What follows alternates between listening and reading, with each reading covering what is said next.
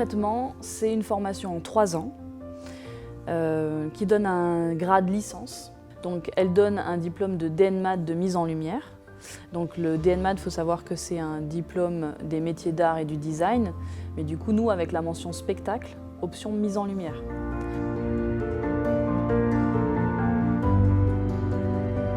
Alors, de manière générale, c'est une formation qui prépare les jeunes au métier du spectacle.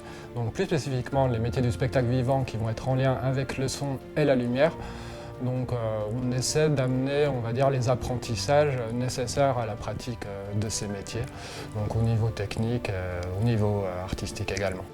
Pour arriver à cet objectif de concepteur-régisseur, l'étudiant agrège non seulement des connaissances théoriques, une sensibilité artistique, mais aussi des compétences professionnalisantes, techniques, scientifiques.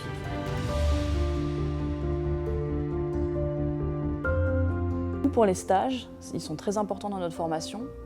Ils sont répartis entre la 2e et la 3e année. Ça, pédagogiquement, c'est un choix, puisqu'on prétend d'abord leur donner des bases pour qu'ils soient vraiment sur des stages actifs en regard de ce qu'ils ont appris en première année. Donc du coup, il est bien sûr possible de faire un stage à l'étranger à partir du moment où ça se fait dans le cadre du spectacle vivant.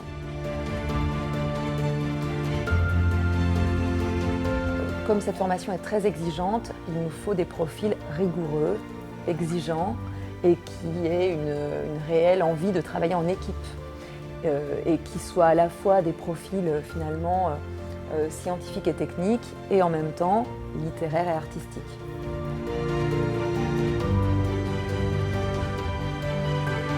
Donc les débouchés pour les futurs diplômés dans les métiers de la lumière, c'est aussi bien technicien que régisseur ou concepteur lumière. Ça leur permet aussi après de tenter les concours de l'ENSAT par exemple ou du TNS pour avoir une formation en Bac+5 pour vraiment acquérir un niveau plus élevé et une meilleure expérience du métier. Mais après, bien sûr, on a beaucoup d'étudiants qui commencent à travailler aussi en sortant de notre formation.